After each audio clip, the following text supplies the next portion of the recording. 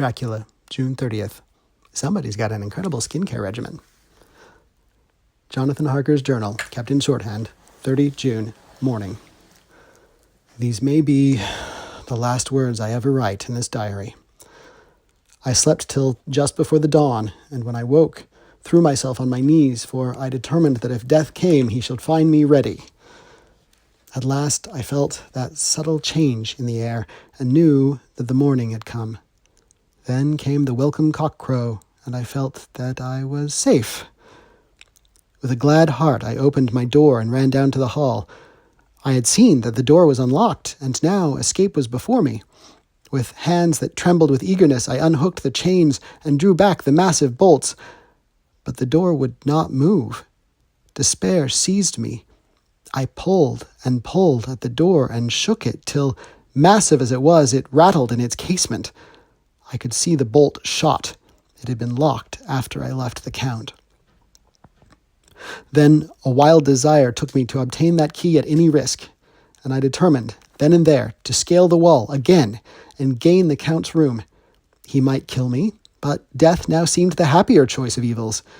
Without a pause, I rushed up to the east window and scrambled down the wall, as before, into the Count's room. It was empty, but that was as I expected. I could not see a key anywhere, but the heap of gold remained.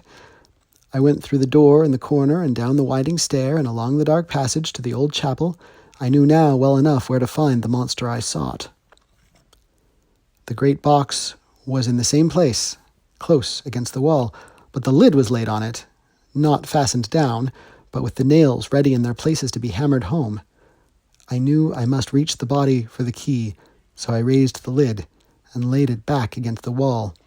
And then I saw something which filled my very soul with horror.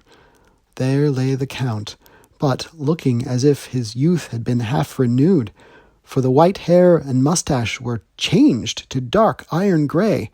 The cheeks were fuller, and the white skin seemed ruby red underneath. The mouth was redder than ever, for on the lips were gouts of fresh blood, which trickled from the corners of the mouth and ran over the chin and neck. Even the deep burning eyes seemed set amongst swollen flesh, for the lids and pouches underneath were bloated. It seemed as if the whole awful creature was simply gorged with blood. He lay like a filthy leech, exhausted with his repletion. I shuddered as I bent over to touch him, and every sense in me revolted at the contact. But I had to search, or I was lost. The coming night might see my own body a banquet in a similar way to those horrid three. I felt all over the body, but no sign could I find of the key. Then I stopped and looked at the Count. There was a mocking smile on the bloated face, which seemed to drive me mad. This was the being I was helping to transfer to London, where, perhaps for centuries to come, he might, amongst its teeming millions, satiate his lust for blood and create a new and ever-widening circle of semi-demons to batten on the helpless. The very thought drove me mad. A terrible desire came upon me to rid the world of such a monster. There was no lethal weapon at hand, but I seized a shovel which the workmen had been using to fill the cases, and, lifting it high, struck, with the edge downward, at the hateful face. But as I did so, the head turned, and the eyes fell full upon me, with all their blaze of basilisk horror. The sight seemed to paralyze me, and the shovel turned in my hand and glanced from the face, merely making a deep gash above the forehead. The shovel fell from my hand across the box, and as I pulled it away, the flange of the blade caught the edge of the lid, which fell over again, and hid the horrid thing from my sight. The last glimpse I had was of the bloated face, blood-stained and fixed with a grin of malice, which would have held its own in the nethermost hell. I thought and thought what should be my next move, but my brain seemed on fire, and I waited with a despairing feeling growing over me. As I waited, I heard in the distance a gypsy song sung by merry voices, coming closer, and through their song the rolling of heavy wheels and the cracking of whips. The Scani and the Slovaks, of whom the Count had spoken, were coming. With a last look around, and at the box which contained the vile body, I ran from the place and gained the Count's room, determined to rush out at the moment the door should be opened. With strained ears I listened, and heard downstairs the grinding of the key in the great lock, and the falling back of the heavy door. There must have been some other means of entry, or someone had a key for one of the locked doors. Then there came the sound of many feet, tramping and dying away in some passage which sent up a clanging echo.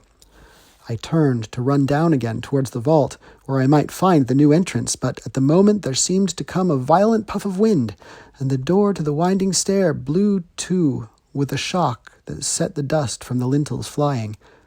When I ran to push it open, I found it was hopelessly fast.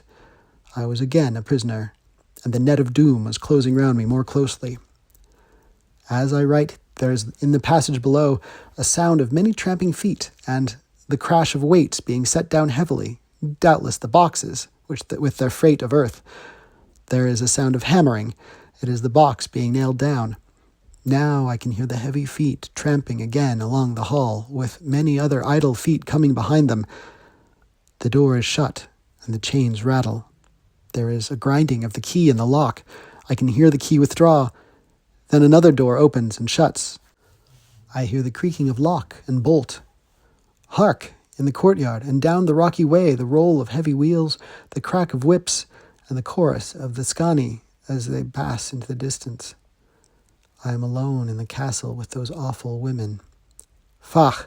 Mina is a woman, and there is naught in common. They are devils of the pit. I shall not remain alone with them. I shall try to scale the castle wall farther than I have yet attempted. I shall take some of the gold with me, lest I want it later. I may find a way from this dreadful place.